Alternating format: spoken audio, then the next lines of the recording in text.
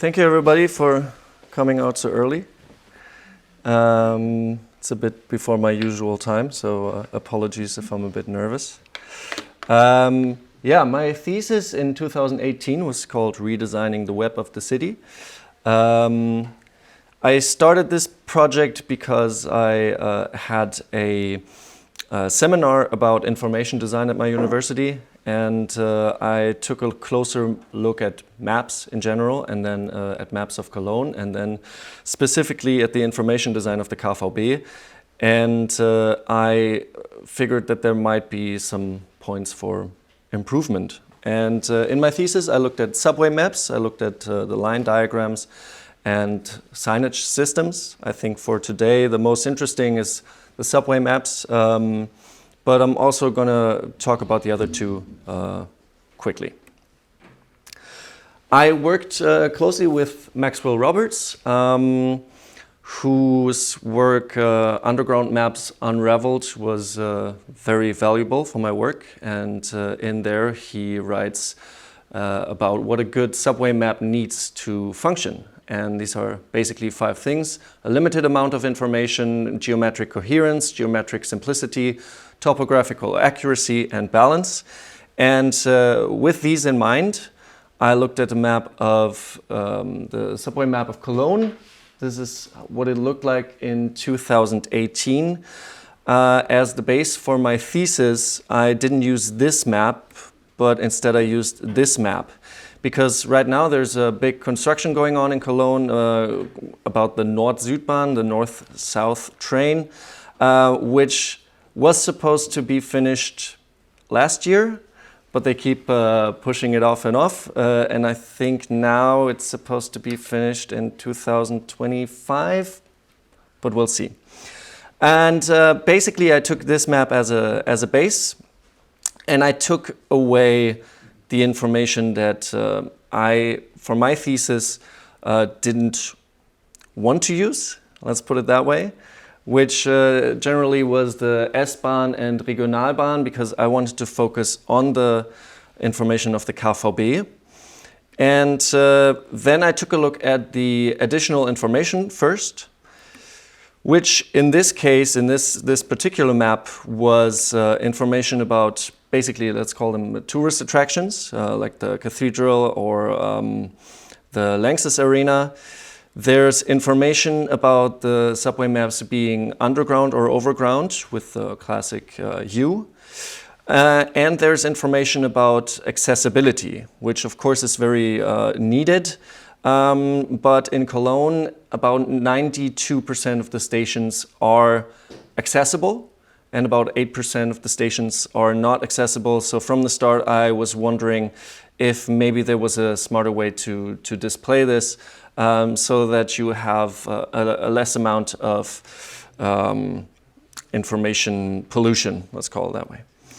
And then if you look at the map and just look at this additional information, you can basically see the structure of the map, which I always thought was quite interesting. But it also shows you how much additional information there is. And if you take that away, you can already see that it's a lot more tidy. I then took a look at the information quality, the geometric coherence. Let's just turn this off. And basically this means that the way that the stations are designed should be in a coherent way. Which if we look at line 1, for example, we have some stations that move up along the line. We have some that move down along the line, both in diagonal ways. And then we have some stations that are under line 1. And this makes it very hard to follow the individual lines. If you're looking for a station and you go along like a list, you might lose sight. I also took a look at the typography. In some places there were smaller typography used, like in Lindenburg Universitätsklinik, and in some places the names of the stations, and this is a bit problematic in Cologne, especially with this station right there, which is Appellhofplatz. Sometimes they're split up. especially in Appellhofplatz. This is a station that has basically two, not just entry points, but two platforms, which suggests that you can easily switch from one to the other, but it takes about a 5 to 10 minute walk to get from one platform to the other. So it's a bit confusing, and in my opinion, they should just rename one of the stations, but that's another topic. And then I also took a look at the typography that is overlaying lines, which I tried to avoid in my thesis. I then took a look at information quantity, or the geometric simplicity, which is basically the amount of information that is in the map.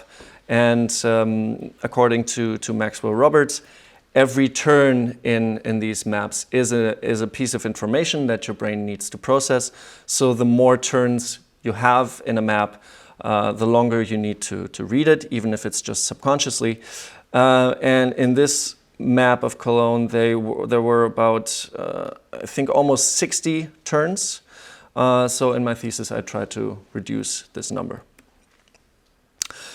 I then took a look at different constructional methods. The classic one, of course, is the octolinear method, which has 8 directions, 45-degree angles. I tried different methods in my thesis: tetralinear with 4 directions and 90-degree angles, 2 different hexalinear methods, a kind of boiled down version of the octolinear method. The dodecalinear method, which is 12 directions and 30-degree angles, and a concentric construction method that puts one station in the center and focuses around it. This is the map of Cologne in a tetralinear construction method. I don't know how familiar you are with the map of Cologne in general, but this is not really what Cologne looks like. The upside of this map is that, especially with line 1, you have one straight line, which makes it very easy to follow. And with line 16, which is this the downward line, the turquoise one, that is almost straight. There's the hexalinear method, the first one, which again, there's the straight line for line 1. And this already looks a bit more like Cologne. But there is the problem that Cologne is basically built like a spider web, if you want. And with the first constructional methods, I quickly realized that this thing that you're trying to avoid, which is showing turns, becomes very hard if you're limited to this amount of angles. This also goes for the second hexalinear map, which had no straight line, but already reduced the kings. And then there's the octolinear method, which is a bit cleaner than the previous one, also reduces the amount of kings. There is, let's just zoom in here a bit, the station Appellhofplatz, where you have this walking distance. I tried to show that with some lines, that there is the possibility to go underground. But if we look at line 9 here, this is what I was talking about earlier. Basically, line 9 is straight here. But with this constructional method, you can't really show this straight line because there's just not enough space. Which quickly then showed me that probably an option with more angles is a better way for Cologne, which if we zoom in here, you can see you have all these straight lines. And this already gives a very, very clear image of the city of Cologne. And as a second step, I then smoothed out some of the lines. Here we have the line 13, which is basically a ring around the city, or a belt. And then you have the lines 15 and 12 on the inside, which are actually called die Ringe, so the rings around the city center. The last constructional method I tried out was the concentric map, which, if you're familiar with Cologne, you can very clearly see its shape in it. You have the line 13 and the lines 12 and 15 that basically form rings around the city. Here you also have the lines 3 and 4 that are pretty center, that form the most inner ring. This makes it very easy to not just find your way around, but also to understand the structure of the city of Cologne, which was very important for me in this thesis. I then, based on these maps, did a workshop. This was back in 2018 when I wrote my thesis. I did a workshop with some colleagues of mine and asked around 20 people to participate. And basically, I asked them to rate these maps on a scale from 1 to 10, just based on aesthetics, because if a map is not aesthetic to you, you don't want to look at it, and you don't want to plan a route with it. I asked them to find stations on the map, and I asked them to plan routes with these maps. And I took the times. And these were people that were both familiar with Cologne, but also people that were unfamiliar with the structure of the city. The tetralinear map, people gave a rating of 7.2. Stations were found quite quickly, under 8 seconds, and routes were planned around 10 seconds. I'm just going to skip through these so we can see them in comparison. The hexalinear maps didn't get too good of a rating, neither did the octolinear map, but they were also quite quick in finding stations there, but planning a route was a bit harder with these stations. The dodecalinear, even though it was my favorite, to be honest, didn't get the best rating, but stations were found quite quickly and routes were planned very quickly. And the last map, the concentric map, got by far the best rating. People really found the structure of Cologne in there and were able to plan routes and find stations very quickly. I also got some feedback during these workshops. Basically, this was about two things. One is the Rhine. People in Cologne, compared to people in London, for example, where you see the shape of the Thames is always according to the structure of the map, people in Cologne do not appreciate that. So I changed the shape of the Rhine to make it look more natural. And I also went back to ordering the stations all on one side, whereas before, we can see it in comparison. Here in this map, I tried to avoid typography that is in a 45-degree angle, which on line 1 led to the stations being taking turns on one side and the other, which is easy to follow, but to be honest, this is easier, this is faster. So this is the concentric map I worked with, and basically almost the final outcome of the thesis.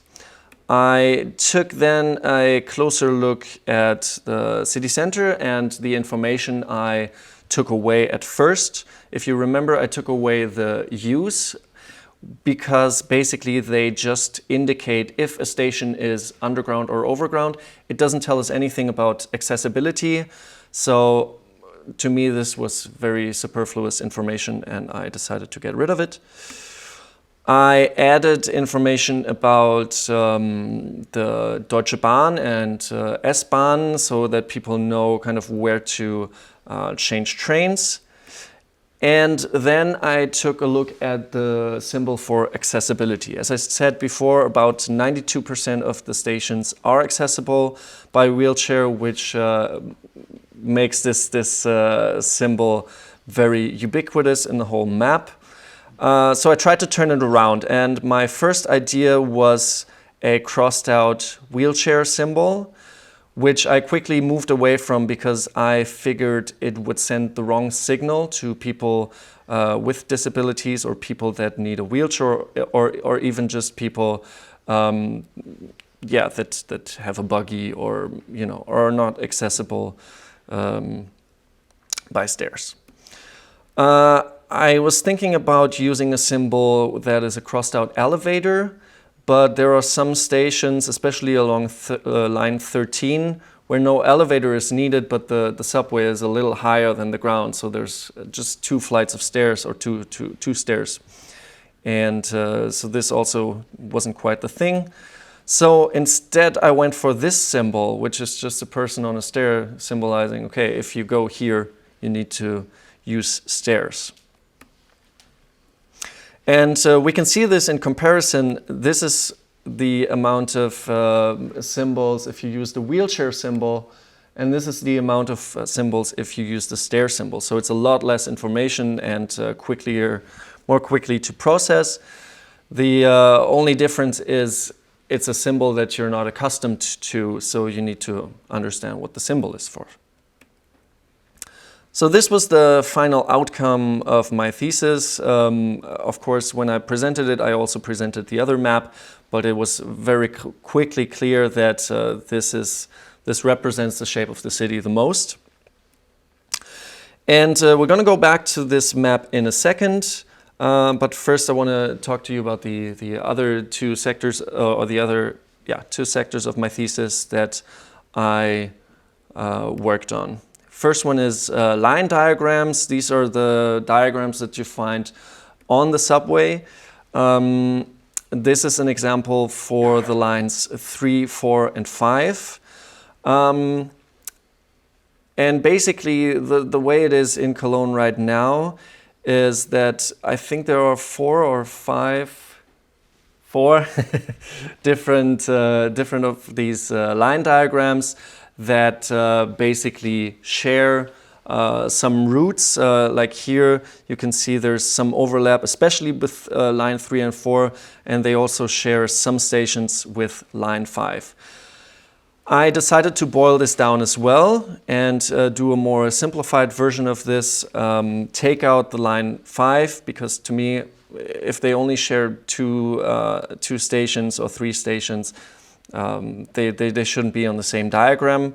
And I basically smoothed out the lines because, especially here when you're already on the subway, it's not important when the train is making a turn. You just want to know how many stations are left until you have to get out. And this makes it, again, much easier to follow. Based on this, I also took a look at the signage systems, so the information that the passengers get in the stations. I took some photos. This is the station Neumarkt in Cologne. It's one of the main stations, and as you can see, there's a lot of signage systems. There's a lot of signs, a lot of information to soak up. I personally don't know anybody in Cologne that has never taken the train into the wrong direction with the KVB. And I think this station is a good example. Why? Because it's very easy to get lost in there, especially if you're in a hurry. This station is the same station. It's also Neumarkt. It's a different axis. And as you might imagine, it's a less popular axis. This has a very, very little amount of information. You have these A4 sheets in the hanging in the windows, which, if you take a closer look, give you indication about how long it takes you to get to certain stations. And then you have these signs that give some stations, sometimes not even stations, but just quarters of the city, or Viertel as we call them in Cologne.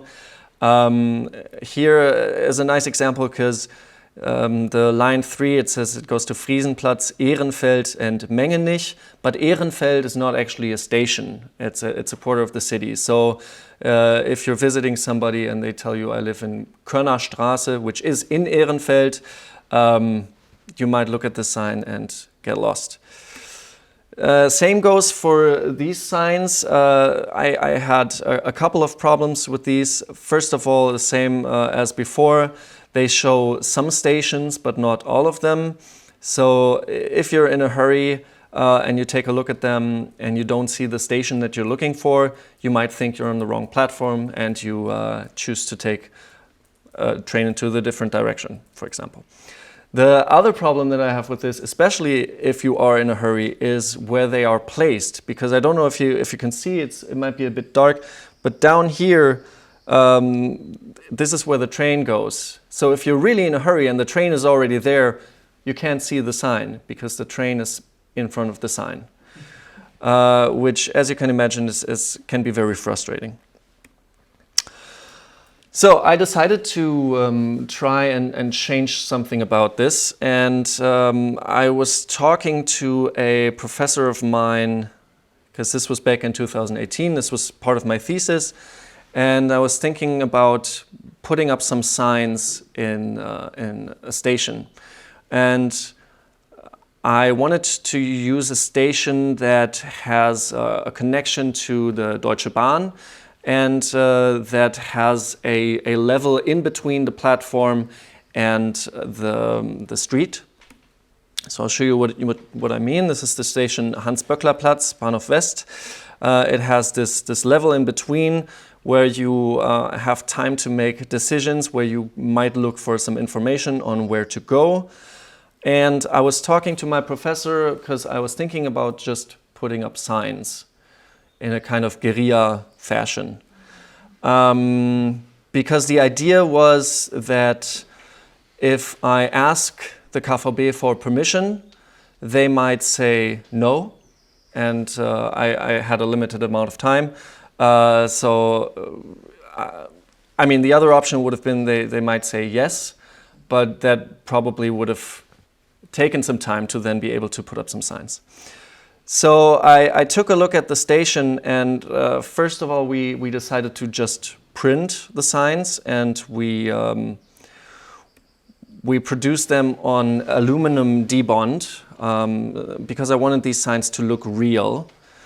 And we also produced some stickers to put over the already existing information, because if we go back, here you can see that the numbers are there, but the colors are not there. So colors make it very, very easy to follow the information. If you know you're taking the line 3, you know it's one of these purple, pink lines, so you can just follow the color.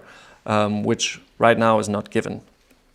So we produced this, and as I said, we were thinking about just doing this in the middle of the night when nobody would see it, but instead we decided to get some safety vests and just do it during the day, because then it looks more official, and in case somebody comes and sees us, it looks like we know what we're doing.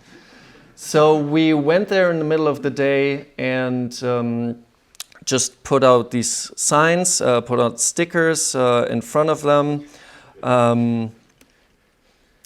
Some people were there and actually noticed, but nobody questioned it.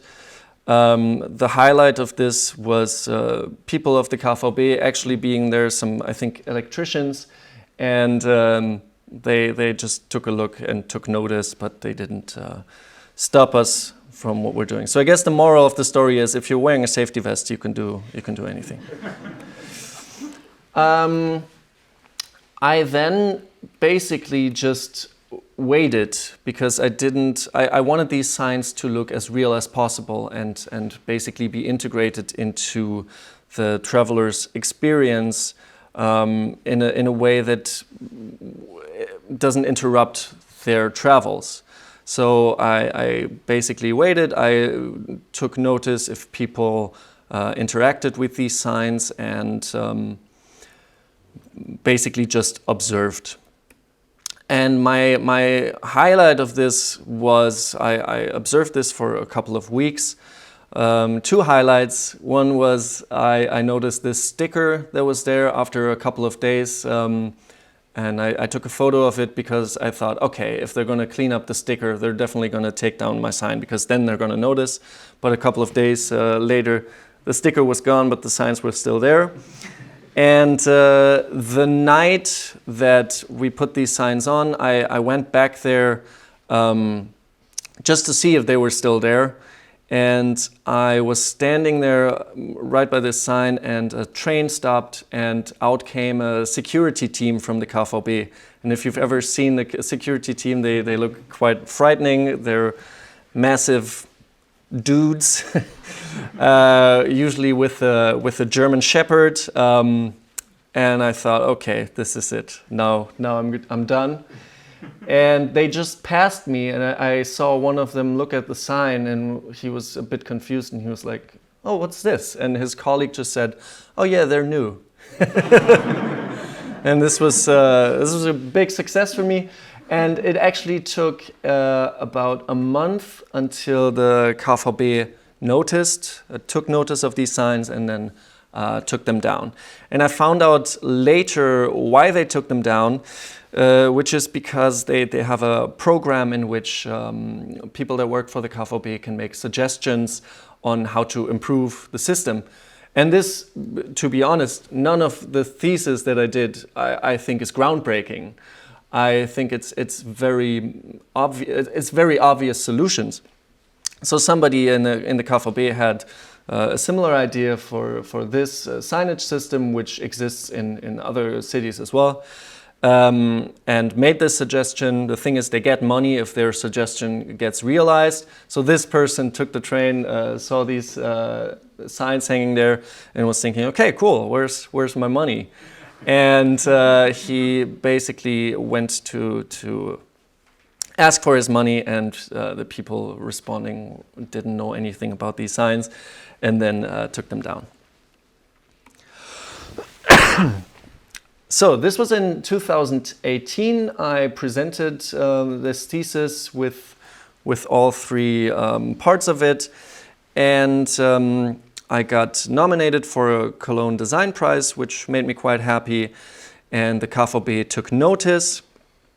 In 2019, together with the people from Die Informationsdesigner, which were very helpful for me for this thesis. They were actually the one putting these maps into reality. I went together with them to the KVB to propose this as a solution for Cologne. It took a year. Like I said, the thesis was done in 2018. It took a year to even get an appointment with the KVB.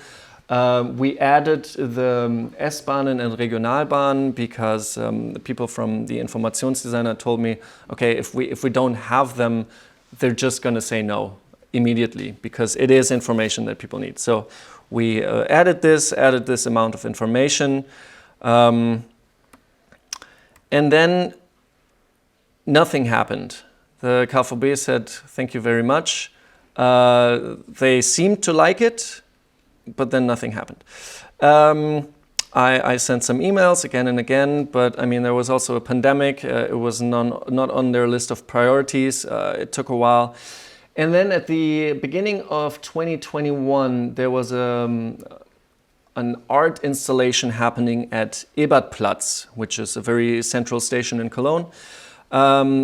Basically inviting people to apply with art or a piece of design that you can hang in a wall that is usually used for advertisement. Because of the pandemic, not a lot of walls were used for advertisement. So I did that, and along with that, I had a friend of mine take a photo of me, and we put a post on LinkedIn. Luckily, because this was part of the city of Cologne that organized this art exhibition, the KVB got notice again and said, okay, if this is going to be on one of the walls, let's do a questionnaire, an online questionnaire, where we can ask people what they think and if they actually like this map.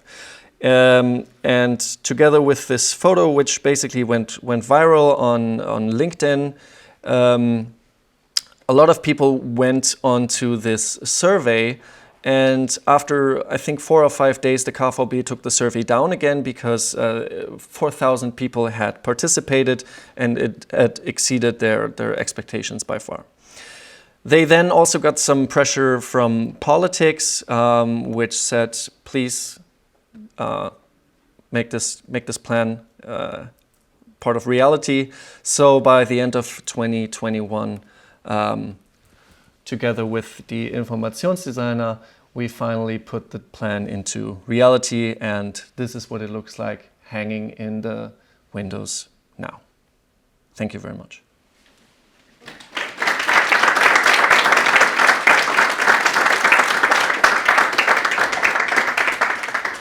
Yeah, thank you very much. Very impressive. I'm sure there are some questions. Who would like to ask the first one? Martin? Yeah, maybe I can start. So very nice story of how this came to life. Thank you. So I was wondering, you compared different designs in your study, and the second prize was basically going to tetralinear. Mm-hmm. So just 4 directions, and you said this doesn't look like Cologne at all. Yeah. Okay. Do you have an explanation why they like tetralinear more than hexa, octo, dodeca? You mean the rating that people gave it? I think because they, first of all, a lot of these people were designers as well, because this was in my university, and I think it just gave it some order, you know. And I because it makes it very easy to follow at least the information. It doesn't look like Cologne at all, but it's kind of like a list that you can just see the information in. I think that's why people purely like the it. aesthetic value, basically, Yeah. but not whether it's a usable map. Yeah, exactly. You said that the dodecalinear map was actually your favorite. Yeah. So the dodecalinear map that you showed the participants, was it the one with or without the smooth outlines? It was the one with the smoothed out lines already, yeah. So it's kind of breaking the design principle a little bit, but it also makes it easier to follow the lines. Yeah. It looked like it's basically taking steps towards the autoradial Yeah. representation somehow. Definitely. It actually has or had fewer turns as well as the concentric map, but yeah, this just makes it. I mean, you look at this and immediately you understand the structure of the city, which I think was not given that much in the dodecalinear map. Yeah. Talking about turns in the system of taking turns as extra information, how do you deal with curves like this? Is this one turn? Is this no turns? The circle? Yeah, the circle. I think the bigger the circle is, the more it is almost like a straight line. So it's at least when it comes to following the information. So especially with the line 13 outside, I never counted it as a turn. With the ones in the middle, in the center, so the lines 3 and 4, I basically count this as one big turn. It sounds a little bit like cheating if you count turn the number, because then you will get less turns here. I see that. Yeah. But you cheat only in the center. Then. Yeah. So that's one cheating point. That's okay. Thank you. Was there some response because the Cologne Central Station is not in the center, and I think for lots of people this is one of the main points of interest. Yeah. Yeah, I actually, when I, so at my university at KIST, there's always not just presentations of the thesis, but there's always exhibitions. So I exhibited the plans, and there was a politician from I think he was from the Green Party, and we had a chat about this, and he took a look at the map, and said, the cathedral is not in the middle, this is unacceptable. Because people of Cologne are very, very proud of their cathedral, of course, which is at the city center, but structurally it just doesn't make any sense for the map. Yeah, that brings me to another question. What is actually the structure of the city? Because isn't it like you're saying we want to try to make the metro map look like the road network, but why wouldn't you do it the other way around, for example? Or a road network like whatever is the best map for the metro system? I think this is the best map for the metro system. Yeah, so now this is by definition what the structure of the city is, or not? If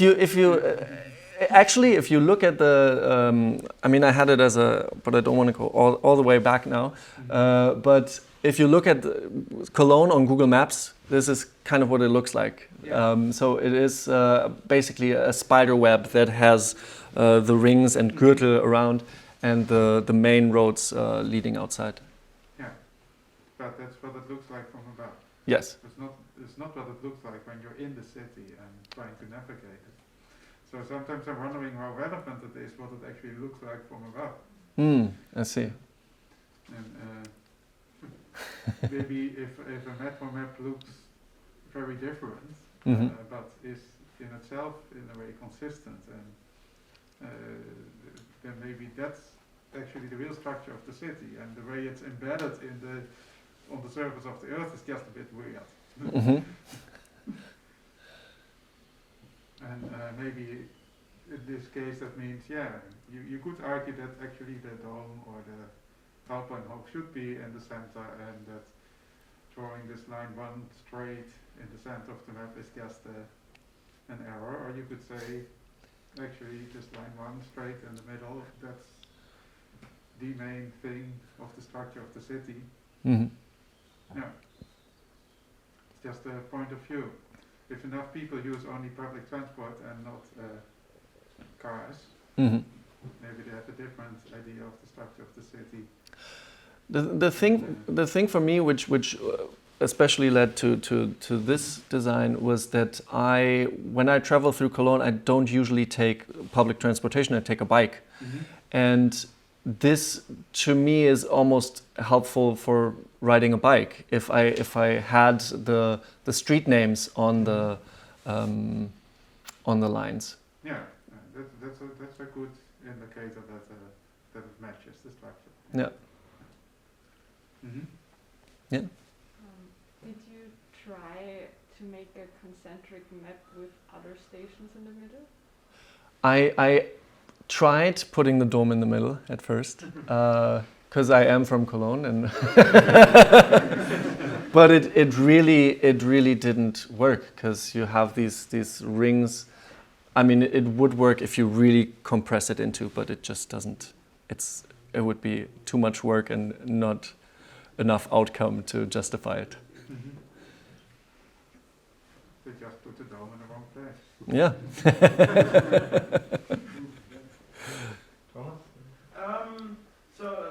It seems to me like you like this concentric design. It was kind of the solution for Cologne. But I was wondering, in creating this map, well, apparently picking the center is one of the things, but is there a particular part of this map where you think, oh, this was difficult, or here I got myself into problems? Yeah, there are a couple of points. First of all, I mean, now we're looking at the final map, and as you can see, there is now a crossed out wheelchair symbol, because we had some talks, we had some workshops with the KVB along with the Informationsdesigner, and I think maybe we'll hear about it in the next talk a bit as well. And we did a workshop with them, and we suggested to them, okay, this sends the wrong signal. But they, if I understand correctly, they had like a peer group of people with disabilities and asked them, and they were the ones saying, no, this is okay. Like, this is a symbol we recognize immediately. So it's not a problem regarding integration. Regarding like problematic points, especially in the city center, There's the Bahnhof Deutz, Längstes Arena. These are some stations that are connected. This area here, also going over to the dome, was always a bit tricky. And one other thing that I'm not too happy about in the final map is this line here, the green and yellow one, which, as you can see, does not follow the principle of the concentric map. This was basically, we were in the workshops and we had the design almost finished, and then I don't exactly know who it was, but he was pretty high up in the hierarchy ranks of the KVB, said, no, I want a straight line. So there's a straight line now. What's the question? Yeah, one was about the wheelchairs, but you just answered. But the other one was also, I was wondering if the choice that the S-Bahn in particular seems to break the layout on quite a couple of spots, if that was to reduce complexity of the lines, or if that was deliberate to differentiate two different types of networks in the same layout? It was to break the complexity. Basically, they were very in love with the idea of not showing turns where there aren't any turns in reality, like I explained with line 1. But of course, also with the concentric map, in some points you have to kind of bend the lines in a way where it follows the structure. But this is where we had different opinions. I have one question concerning the procedure that you apply to get to the final map. How do you actually approach this task? Like, do you do that incrementally, line by line, or do you have some global structure first and then you work on the details? It's a bit of a back and forth. I always used the actual map of Cologne as a first layer, and then for all different maps I built a grid. I used Illustrator, and I mean, if you have the 45-degree angle, it's a very simple grid. Here it was a bit more complex. The grid was basically a big spider web on which I then placed the lines and the stations.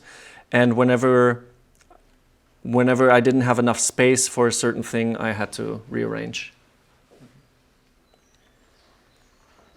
Oh, more questions? Yes, here. First of all, I think this is a fantastic map for Cologne. Thank you. It's the best map, I think, from all I see. In the book of Maxwell Roberts, there is one more solution for maps, the curvilinear map. Yeah. Do you ever thought about trying this? I thought about it, and I know it's a matter of personal taste. In the end, I just don't find them aesthetic. Yeah, I think this goes against the things I stand for as a visual designer. Or as a citizen of Cologne. Or as a citizen of Cologne. Yeah. How did you treat scale? Is it in any way constant, or is it like many metro maps? Scale is getting smaller if you go to the outside. Yes. Yeah. It gets especially here you can see with line 1. This is quite far out of the city center. So right here the stations have the same distance to another on the map, but definitely not in reality. Is it constant? So, for example, line 3 goes almost as far out, and line 7 goes further out. Is that true in reality also? They have different length on how far they go out.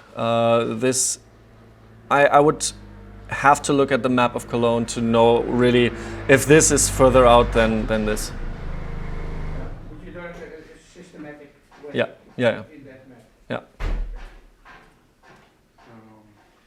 Okay. Yeah, maybe final question. I'm just spotting these Tarifgrenze signs. I know.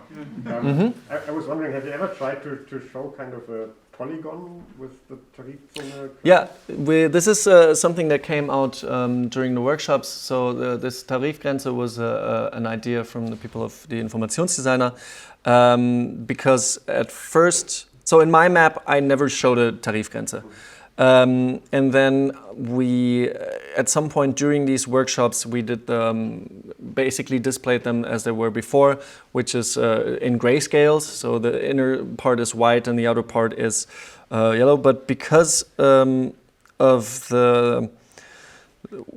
where these Tarifgrenzen are, it kind of took away this centrality of the map, because here you see them here.